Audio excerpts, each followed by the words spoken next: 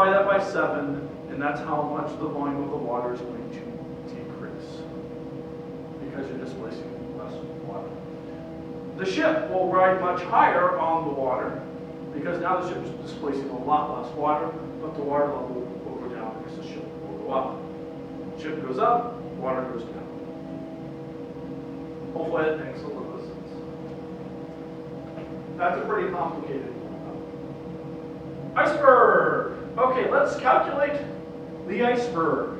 So we have an iceberg, mass is 7,200 kilograms, floats on the water. It's a 2 by 2 by 2 meter cube, and the density of water is 1,000 kilograms per cubic meter. Find the buoyancy force on the floating iceberg, emphasis floating. What is the volume of water displaced, and how far below the water will the bottom of the iceberg reach? Go ahead and do those. Go. All right, if you come back, you've either finished or you need help probably with part C. So we have an iceberg. I'm trying to draw 3 dimensions here.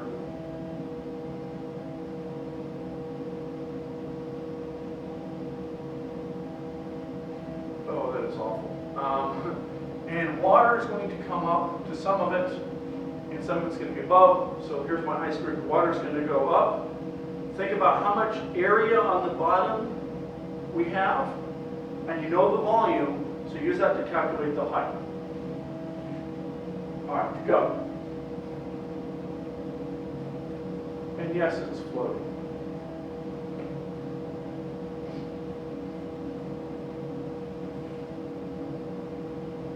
All right, let's solve it.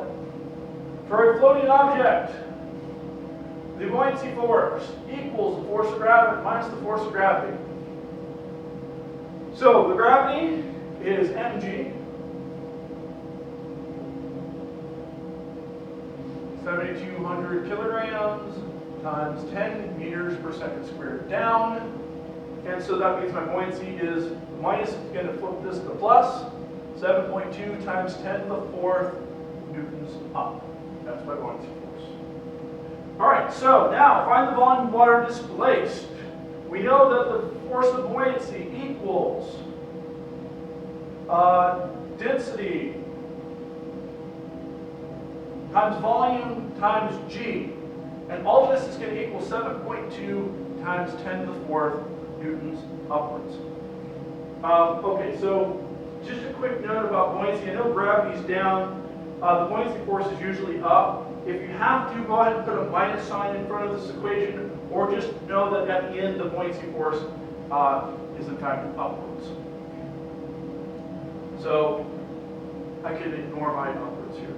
So volume equals 7.2 times 10 to the 4th newtons divided by density, which is 1,000, times g, which we're going to use 10. All right, so this is 10 to the 4th. 7.2 divided by 10 to the 4th is 7.2, and the units of volume, of course, are meter cubed. Meters cubed for volume. All right, so that's my volume that's underwater, and my total volume is 2 times 2 times 2, which is 8. So that means I have 0.8 above and 7.2 below. Now, for C, how much of the water does the bottom of the iceberg reach? Well, the bottom. Oh, how far below the water does the bottom of the iceberg reach? So how high up does the water go? So I know my bottom is 2 meters by 2 meters, and then it comes out and the water covers it up. So that's 4 square meters. So that means my volume is going to equal area times height. That's just a math equation. And my area was 4 meters cubed, or sorry, 4 meters squared, times my height. And the total volume was 7.2 meters cubed. So now I just divide by 4, and my height is 1.8 meters. So 0.2 meters of the iceberg will be poked out of the water. 1.8 meters will be below the water. All right, hopefully that makes a little bit of sense. Moving on. Tire pressure. If you have an enclosed surface, meaning that air can't get out. The pressure is determined by the amount of air you have and the temperature of the air. The reason being is that the more air you have, the more air that runs against the surface, and the hotter the air, the faster it runs against the surface, so the higher the velocity. Since it's a higher velocity, there's more momentum transfer, which means more force. That's why in the winter, usually you will have to add air to your tires because your air pressure goes down in the winter because the temperature is lower. In the summer, you usually have to let air out because you have enough air in your tire for the winter that when it gets hot, the pressure goes up. And it can go up and down by 10 to 20%. And a state like Indiana, where our temperatures go from 90 degrees Fahrenheit to 0 degrees Fahrenheit. Now you have to do it in Kelvin. I don't talk much about Kelvin in this class. It's sort of like the Celsius scale, but Celsius starts at 0 for the freezing point of water. Kelvin starts at 0 at the absolute coldest you could possibly get. So 0 Celsius is actually 272 degrees Kelvin, and 0 degrees Fahrenheit is about 250 degrees Kelvin, give or take a couple. I'm doing this off the top of my head. And 90 degrees is about 300 degrees Kelvin. So you change by 50 degrees Kelvin, which is about 20%. So your tire pressure from the winter to the summer changed by 20%. So if you have a 30 psi pressure, well, actually, that's a little misleading. You have to take the total pressure. So if you have 30 psi in your tire in the coldest part of winter, actually, let's make it 26. Your actual pressure is 40. And then that means that you would go up to 48 in summer, which would be a tire psi of 34. So you go from 26 to 34. Now, it's a little bit tricky with tire pressures because those are what are called different type of pressure than normal pressure. In fact, we discovered this with the NFL Deflategate, that many scientists, including Neil deGrasse Tyson, forgot to include the fact that the pressures that were given were not actual pressures, but were something called gauge pressure. Now, I'm going to cover gauge pressure just briefly because many of you are going into the medical profession, and in the medical profession, you mostly use gauge pressures. So what is gauge pressure? So gauge pressure is a difference between two sides of a gauge. So let's say I have my little funny gauge here, and this is air, and this is whatever, this is my tire. This is outside air and my tire. The gauge pressure measures the pressure difference between these two. And so it's not giving me the actual pressure in here, it's giving me how much higher than the pressure out here is, that the pressure is in here. And so the gauge pressure, the actual pressure will be the gauge pressure plus the outside pressure. And a lot of people forgot to do that for Deflategate, which meant that the temperature differential needed to be a lot less because the actual pressure was much higher. Because if you have a 12 psi gauge pressure, that means you have a 26 psi actual pressure. And if you wanted to drop that by 2 psi, the percentage here is much lower. So it's the percentage of 26, so it's 1/13, which is about 7 to 8%. So that means that if you're started off at 300 Kelvin, you would only need to decrease it by, again, about 7%, so about 20, you would need minus 20, a little over 20, 24, I'm roughly estimating degrees Kelvin, which is about, you multiply this by 1.8, and you're looking at about 44 degrees Fahrenheit. So you would only need to go from, say, 80 on the inside temperature to 36 outside, and that's about what they had. So that's why, unfortunately, the science backed up the Patriots for Deflategate. Yes, I'm a Colts fan. All right. Although I'll never complain when Braun carries one of the Colts players out of the fill in play. That was just, I hate to say it, but that was cruel.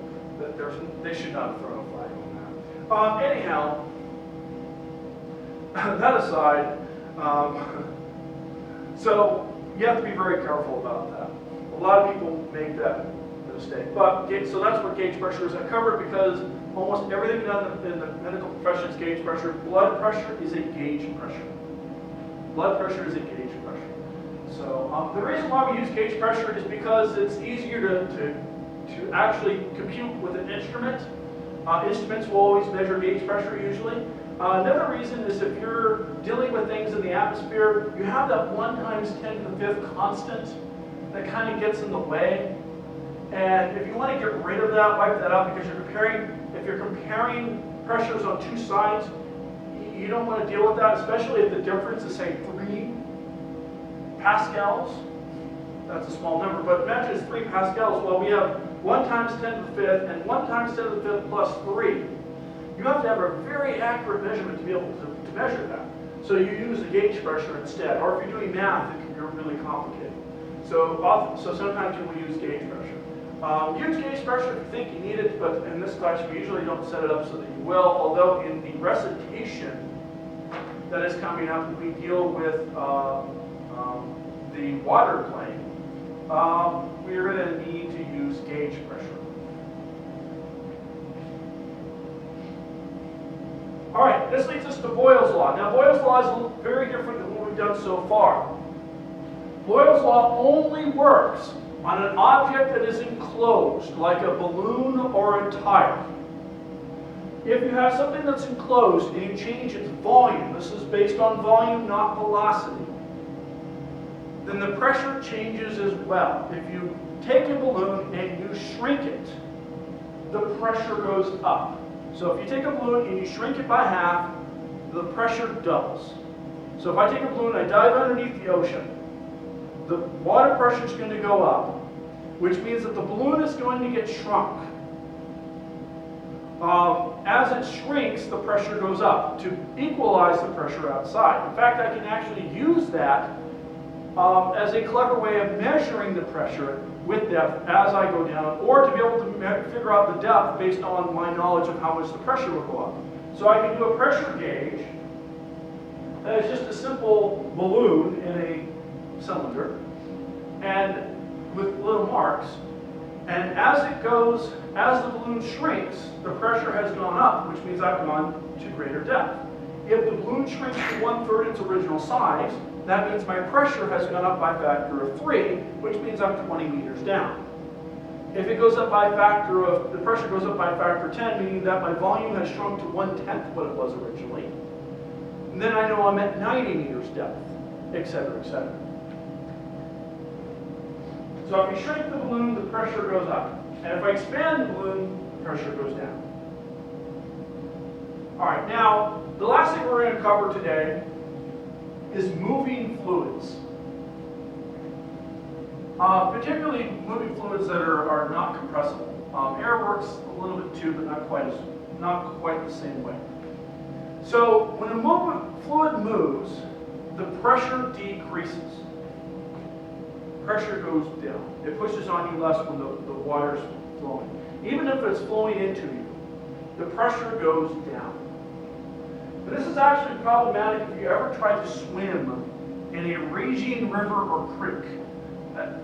If you've ever swam in a creek, a fast-flowing creek, you'll discover that it's very hard to swim to the shore.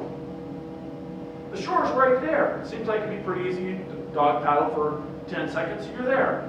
But it takes forever because there's actually a horizontal force now from pressure that is dragging you back into the center of the river.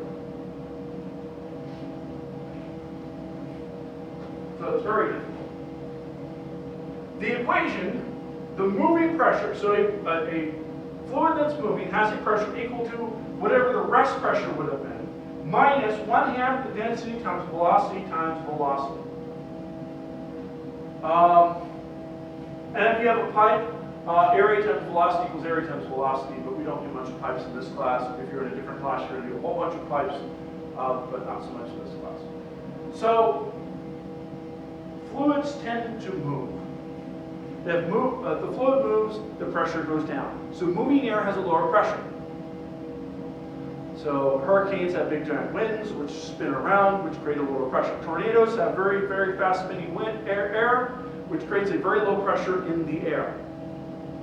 And if that low pressure goes over your house, you're probably thinking, aha, then the tornado sucks your house into the sky. And actually, no, that's not quite right.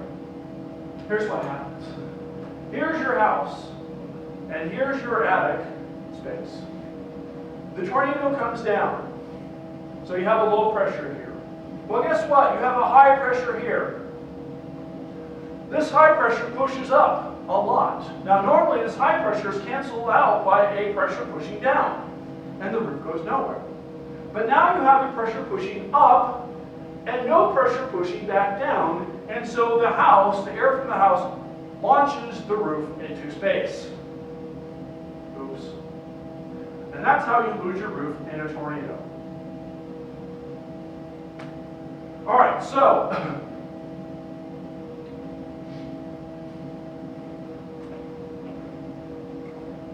this also works in water. If you're on the surface of the water, you don't have to worry about depth. The rest pressure is 1 times 10 to the 5th.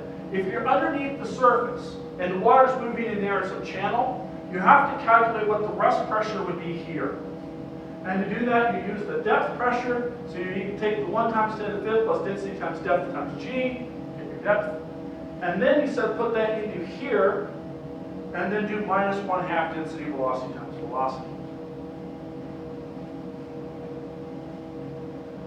All right, so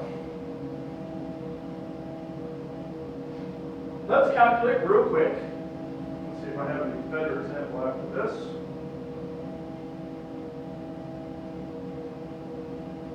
Let's say you have water moving 5 meters per second on the surface. Let's do the surface, because we're going to do the higher level problems in recitation and homework. So let's just do a level 2 right now. Actually more of level 1. Calculate 5 meters per second at the surface, calculate the pressure. The density is 1,000, go. All right, hopefully you calculated it. 1 times 10 to the 5th, minus 1/2, 10 to the 3rd, times 5, times 5. And this is all pascals. So 12.5, this is 1.25 times 10 to the 4th, and my answer is 87,500 pascals. So 100,000 minus 12,500 is 87,500. So my pressure has decreased by 12%. Now, on first inspection, 12% doesn't sound like a lot, but remember, when we changed our door, by 1%, we could no longer open the door. Now, if you change your water pressure by 12.5% in the center of the river, do you think you have any chance of swimming to the shore? Probably not. So do not swim in raging rivers. Do not drive cars into raging rivers, because this will sweep your car down the stream. And they will find your car 3 months later, and you will still be in it. I'm not trying to be gory, but that's the reality, so don't do it. Every year a few people do, and they find them 3 months later. Airplanes. Airplanes are actually based on this as well. This is what an airplane wing looks like.